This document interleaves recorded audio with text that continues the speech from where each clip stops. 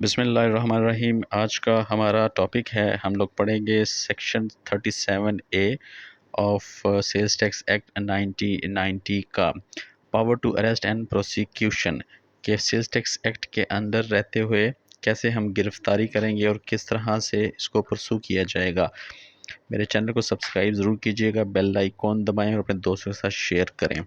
अपने बारे में थोड़ा सा मैं आप लोगों को बता देना चाहता हूँ। मेरा नाम है inspector inland revenue Naveed Aslam Malik और मेरा मकसद है कि मैं आप लोगों को यहाँ पे सेल्स टैक्स एक्ट के और income tax ordinance, excise tax act के लेक्चर्स दे सकूँ।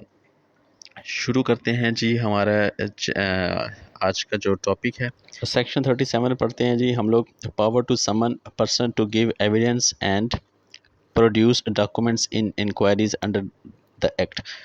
कि भाई ये एक्ट हमें इस चीज़ की पावर देता है कि हम किसी भी जो रजिस्टर्ड पर्सन है उसको या किसी और पर्सन को हम लोग इन नोटिफिकेशन रिटन में समन उसको डाल सकते हैं कि वो ऑफिस आए, अपने डॉक्यूमेंट्स वगैरह लेकर आए और जो भी हमारे एतराज़ात हैं उनको आगे दूर करे। पढ़ते हैं जी sub section 1। Any officer of Inland Revenue shall have power to summon any person whose uh, attendance is considered necessary either to tender evidence or to produce documents or any other thing in any inquiry which such officer is making or any of the purpose of this act। मैं आपको पहले बता चुका हूँ कि किसी भी किस्म की जो एतराज़ात हैं, ऑब्जेक्शंस हैं, उनको दूर करने के लिए किसी भी बंदे को जो इनलैंड रेवेन्यू ऑफिसर है वो उसे बुला सकता है, रिटर्न में नोटिस उसको लेटर देगा और उसकी ये लाइबिलिटी है कि वो वहाँ पर आएगा, वो डॉक्यूमेंट्स अगर उसे मंगवाया तो डॉक्यूमेंट्स लेकर आएगा, अगर उसकी प्रेजेंस ज़रूरी है तो वो प्रेजेंस अपनी वहाँ पे देगा।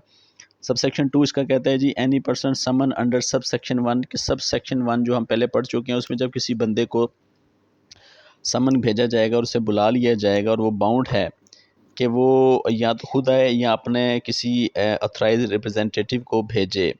As officer of inland revenue में डायरेक्ट वो अफसर इनलैंड रेवेन्यू उसको बता देगा या डायरेक्ट कर देगा कि आप खुद आएँ या अपने एआर को भेजें। इसमें प्रोवाइज़ो आ जाता है कि अंडर सेक्शन 132 और 33 of code of criminal procedures, ये जो इस तरह के रेफरेंस इस एक्ट में आपको मिलेंगे, कोड ऑफ क्रिमिनल के, कंपनीज एक्ट के, क्रिमिनल प्रोसीजर्स के, ये एक्ट और इनके जो ईयर्स हैं ये लाजमी याद करें। अच्छा, इस प्रोवाइज़ो में वो कहता है कि जी अगर एक बंदा section 132 and 33 of code of civil procedures act 1908 के अंडर एग्जामेशन ले लेता है कोर्ट से, तो उसके लिए फिर है कि वो अगर नहीं आता तो उसके ऊपर किसी किस्म की कानूनी कार्रवाई नहीं की जा सकती। सबसेक्शन 3 में पढ़ते हैं जी any inquiry before an officer of inland revenue shall be deemed to be a judicial proceeding within the meaning of section 193 and 228 of Pakistan penal code act के जो 193 और 228 है पाकिस्तान पीनल कोड का, उसके अंदर जैसे बताया गया है कि जी इस इंक्वायरी को ऐसे ही समझा जाएगा कि जैसे कि एक जुडिशियल प्रोसीडिंग्स को समझा जाता है और इसको ऐसे ही माना जाएगा।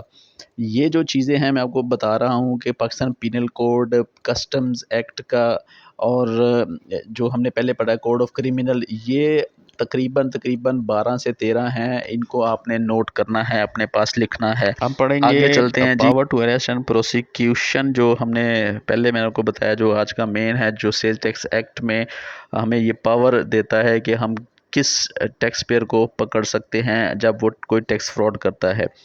तो N officer of inland revenue not below the rank of assistant commissioner, assistant commissioner से नीचे का रैंक का बंदा जो है ना वो अरेस्ट नहीं कर सकता। और या फिर ये कि बोर्ड जिस बंदे को चाहे उसको ये जिम्मेदारी दे दे। इसके अलावा ये कि अगर वो अरेस्ट क्यों करेगा कि on the basis of material evidence, उसके पास एक मटेरियल एविडेंस होना चाहिए, एक सॉलिड प्रूफ होना चाहिए जिसे अब वो अदालत में पेश करे और उसको एक्सेप्ट किया जाए। ऐसा एविडेंस हो, उसके पास रीज़न हो, वो बिलीव करता हो कि एक बंदा टैक्स फ्रॉड में मुलविस है, तो वो उसको अरेस्ट कर सकता है, वो खुद या बोर्ड जिस ऑफिसर को ये जिम्मेदारी देगा। अच्छा, इसमें आगे पढ़ते हैं कि जी टैक्स फ्रॉड और any offence warranting prosecution under this act. हाँ, ये भी है इसमें कि अगर वो टैक्स फ्रॉड करता है या ऐसा कुछ भी कोई ऑफेंस करता है जो कि इस एक्ट में जिसको ऑफेंस कहा गया है, अगर ऐसा कोई भी बंदा इस चीज़ में मुलविस है तो उसको अरेस्ट किया जा सकता है। सब सेक्शन 2 पढ़ते हैं जी। All arrest made under this act shall be carried out in accordance with the relevant provision of code of criminal. जैसे आपको पहले बता चुका हूँ कि ये रेफरेंसेस इस एक्ट में बहुत ज़्यादा हैं, इनको याद कर लें। तो जो भी अरेस्ट किए जाएंगे वो जो इस कोड ऑफ क्रिमिनल में जो प्रोसीजर बताया गया है उसको देखते हुए किए जाएंगे और उन्हीं को अडॉप्ट किया जाएगा।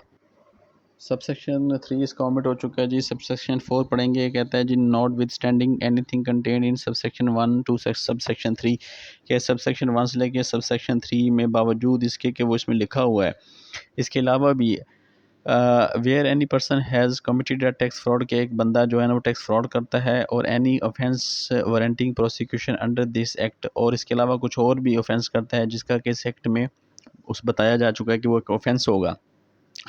तो क्या है कि जी द कमिश्नर में ईदर बिफोर और after the institution of any proceeding, जो कमिश्नर है वो या तो उस प्रोसीडिंग से पहले या उस प्रोसीडिंग के बाद या उसके दौरान भी, ईदर बिफोर और आफ्टर, ठीक है जी, compound the offence if such person pays the amount of tax due along with such default surcharge and penalty as is determine under the provision of this act, कि वो इस offence को compound कर देगा। अगर एक बंदे ने 2 ऑफेंस किए हैं या 2 से ज़्यादा ऑफेंस किए हैं, उनकी तमाम की जो प्रोसीडिंग्स है उनको इकट्ठा कर देगा और वो उसके जो है ना अगेंस्ट चली जाएगी। फिर वो अगर बंदा वो अपनी टैक्स लायबिलिटी वगैरह पे कर देता है, अपने ड्यूज़ वगैरह पे कर देता है, तो उसके एक सेपरेट उसमें एक सिनेरियो शुरू हो जाएगा, वो आगे हम पढ़ेंगे। सबसेक्शन 5 में कहता है, where the person suspected of tax fraud और any offence warranting prosecution under this act is a company.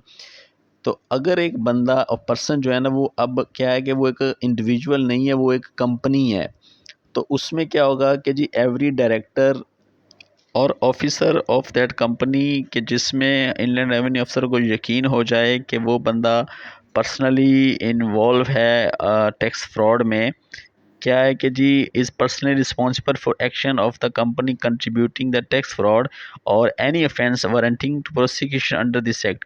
Tax fraud में या किसी भी किस्म का जो प्रोसिक्यूशन उसके खिलाफ हो सकती है, ऐसे ऑफेंस में कोई भी डायरेक्टर या ऑफिसर अगर उसमें डायरेक्टली इन्वॉल्व है, shall be liable to arrest, तो उसको अरेस्ट किया जाएगा। provided that any arrest under this subsection shall not absolve the company from the liabilities of payment of tax। उसकी जो अरेस्ट होगी डायरेक्टर की या उस ऑफिसर की, उसमें ऐसा बिल्कुल नहीं होगा कि कंपनी अपने उस टैक्स फ्रॉड से कंपनी को छूट मिल जाएगी। कंपनी का टैक्स फ्रॉड है वो अपनी जगह पे उसी तरह स्टैंड करेगा, जो टैक्स लाइबिलिटी है वो उसी तरह स्टैंड करेगी। कंपनी को इससे जो है ना एग्जेम्पशन नहीं मिलेगी, जो ठीक है जी। इसके अलावा डिफ़ॉल्ट सरचार्ज भी वो पे कंपनी पे करेगी और पेनल्टी इम्पोज जो होगी वो भी वो कंपनी पे करेगी, और साथ ही साथ जो ऑफिसर और डायरेक्टर है उसके प्रोसिक्यूशन अलहदा से शुरू हो जाएगी। तो ये था जी आज का सेक्शन, हमने जो पढ़ा आज प्रोसिक्यूशन और अरेस्ट के बारे में। कल हम पढ़ेंगे इंशाल्लाह ताला 37B procedure to be followed on arrest of a person. जब एक पर्सन को अरेस्ट कर लिया जाता है तो क्या प्रोसीजर और क्या प्रोसेस है, वो इंशाल्लाह ताला कल के लेक्चर में आपको मैं बताऊंगा। आज का लेक्चर समझ आया हो तो कमेंट ज़रूर करें, कोई चीज़ पूछनी है तो उसका कमेंट बॉक्स में ज़रूर बताएं। मुझे जो है ना मेरे इस चैनल को लाइक करें, सब्सक्राइब करें और अपने दोस्तों के साथ ज़रूर शेयर करें। कल तक के लिए अल्लाह हाफिज़।